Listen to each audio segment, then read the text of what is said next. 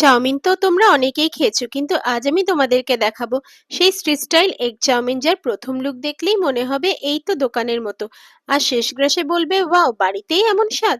নমস্কার বন্ধুরা, আমি অন্বেষা, তোমরা দেখছো আমার চ্যানেল কুকু। আজকের recipe street style egg chowmein. প্রথমে আমরা দুটো ডিম নিয়ে স্বাদ মতো নুন দিয়ে ভালো মতো একসাথে ফিটিয়ে নিয়েছি। এখানে আমরা দুটো ডিম নিয়েছি দুটো চাউমিনের জন্য, আপনারা চাইলে তিনটে ডিমও নিতে পারেন। ভালো মতো ফেটিয়ে রাখার পর আমি ডিমটা একটা সাইড করে রেখে দেব। আপনারা পরিমাপগুলো আমার ডেসক্রিপশনে পেয়ে যাবেন।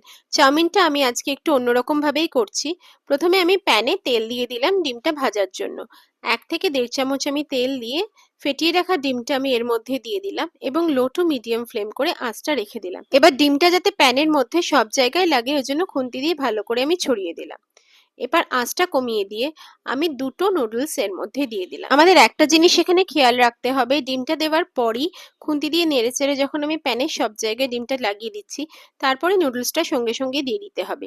এবার দেখছেন একটা পিঠ আমাদের ভাজা হয়ে গেছে, তখন ডিমের ভাজা অংশগুলো কেটে কেটে ছোট ছোট আমি টুকরো করে নেব এবং অপর পিঠটা আমি একই রকম ভাবে হতে দেব। ডিমটা কেটে কেটে আমাদের ছোট ছোট টুকরো করে নিতে হবে।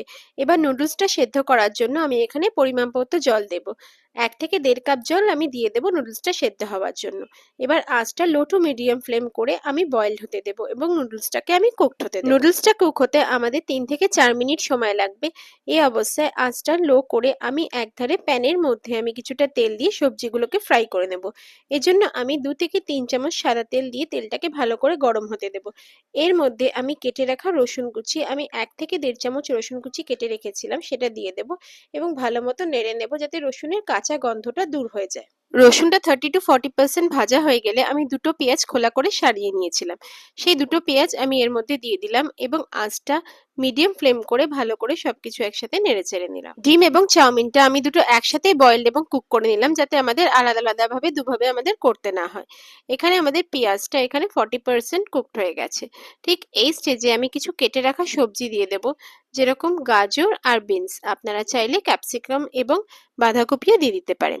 গাজরটা দিয়ে দেওয়ার পর আমি কিছুক্ষণ 3 থেকে 4 মিনিট জোর আছে এটাকে নেড়ে ছেড়ে নেব। গাজর আর পেঁয়াজটা আমাদের 20 to 30% এখানে আমরা কুক করে নেব, কারণ বাকি কুকটা আমরা আরো বিনসের সাথে কুক করব। অন্যদিকে 3 থেকে 4 মিনিট নুডলস আর ডিমটা আমাদের ভালো মতো কুকড হয়ে গেছে।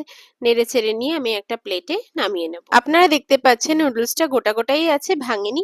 এখানে আমি খুব বেশি জল দিইনি, এখানে যদি 2 থেকে 2.5 কাপ জল দিয়ে দিতাম তাহলে নুডলসটা আমাদের গলে যেত এবং খাওয়ার সময় ঝরঝরে লাগতো না। নুডলসটা নামিয়ে নেওয়ার পর আমি 3-4 মিনিট পর গাজর আর পেঁয়াজটা ভালো করে নেড়ে নেব এবং কেটে রাখা বিনসগুলো এর মধ্যে দিয়ে দেবো এবং আবার সবকিছু একসাথে ভালো মতো মিশিয়ে নাড়তে শুরু করে দেব। এটাকে আমাদের 3 থেকে 4 মিনিট লো টু মিডিয়াম ফ্লেমে নেড়ে নিতে হবে। তারপরে এটা কুকড হওয়ার জন্য ঢাকনাটা ঢাকা দিয়ে আমি 10-15 মিনিটের জন্য লো ফ্লেমে এটাকে কুকড হতে দেবো। সবজিগুলো 10-15 মিনিটের জন্য হতে দিয়ে আমি অন্যদিকে একটা সস বানিয়ে নেব। সেটা হলো 2 চামচ আমি টমেটো সস দেব, 4 ভাগের 1 ভাগ সয়া সস দেব, 1/2 চামচ গোলমরিচ পাউডার দেব, 1/2 চামচ কাশ্মীরি লঙ্কার গুঁড়ো দেব এবং 1 চামচ দিয়ে দেবো কর্নফ্লাওয়ার। তারপর সবকিছু একসাথে খুব ভালো মতো মিশিয়ে নেব, যেন কোনো ঢেলা না থাকে, সেভাবে ভালো মতো নেড়েচেড়ে আমাদের মিশিয়ে নিতে হবে। সসটা তৈরি হয়ে গেলে ভালো মতো মিশিয়ে নিয়ে আমি একটা সাইডে সসটা রেখে দেব। এবার আমাদের দেখে নিতে হবে যে সবজিগুলো কতটা ফ্রাই হলো। এবার ঢাকনাটা খুলে নিয়ে আমি সবজিগুলোকে ভালো মতো নেড়ে ছেড়ে নেব। আপনারা দেখতে পাচ্ছেন সবজিগুলো 40 to 50% প্রায় কুকড হয়ে গেছে।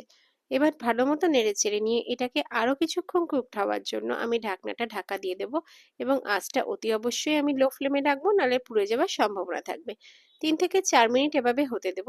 3-4 মিনিট পর ঢাকনাটা খুলে নিয়ে আমি এর মধ্যে দিয়ে দেবো স্বাদ মতো নুন এবং নুডলস মশলা, আর তারপর দিয়ে দেবো যে টমেটো সসটা যেটা আমি করে রেখেছিলাম, সয়া সস টমেটো সস দিয়ে একটা সস, সেই সসটা আমি দিয়ে দেবো এবং তারপর দিয়ে দেবো কেটে রাখা কাঁচা লঙ্কা কুচি। আমি এখানে লাল কাঁচা লঙ্কা নিয়ে নিয়েছিলাম, সব একসাথে দিয়ে এবার ভালো মতো আবার সবকিছু একসাথে নেড়ে চেড়ে নেব। সবকিছু একসাথে ভালো মতো নেড়ে চেড়ে নেওয়ার পর যখন দেখবেন সবজিগুলো অলরেডি 80% কুকড হয়ে গেছে, তখন এর মধ্যে নুডলস এবং যে ডিমটা আমি ভেজে রেখেছিলাম সেটা পুরোটাই দিয়ে দেব এবং আঁচটা একদম লো আঁচ করে আমি ভালো মতো সবকিছু একসাথে মিশিয়ে নেব। সবকিছু একসাথে 1 থেকে 2 মিনিট নেড়ে চেড়ে নেওয়ার পর এটা আমাদের অলরেডি কুকড হয়ে যাবে পরিবেশনের জন্য। দেখতে পাচ্ছেন কালারটাও কত সুন্দর এসছে এবং নুডলস গুলোও ভাঙেনি। এটাকে আমি নেড়ে চেড়ে নিয়ে 1 মিনিট আরো কুকড হতে দেবো, তাহলে রেডি হয়ে যাবে স্ট্রিট স্টাইল আমাদের এগ চাউমিন। চাউমিনটা যদিও আমি একটু অন্যরকম ভাবে করলাম, কিন্তু খাওয়ার সময় খেতে খুবই ভালো লাগবে আপনাদের, এটুকু গ্যারেন্টি দিলাম। বাড়িতে ট্রাই করার একটা অনুরোধ রইল এবং কমেন্টে জানাবেন কিরকম লাগলো খেতে। তাই বন্ধুরা, আপনারাও বানিয়ে নিন বাড়িতে এই স্ট্রিট স্টাইল দারুণ স্বাদের এগ চাউমিন। পছন্দ হলে ভিডিওটা লাইক, শেয়ার ও সাবস্ক্রাইব করতে ভুলবেন না। আবার দেখা হবে আরো নতুন রান্নার গল্প নিয়ে। সবাই ভালো থাকবেন, সুস্থ থাকবেন। ধন্যবাদ।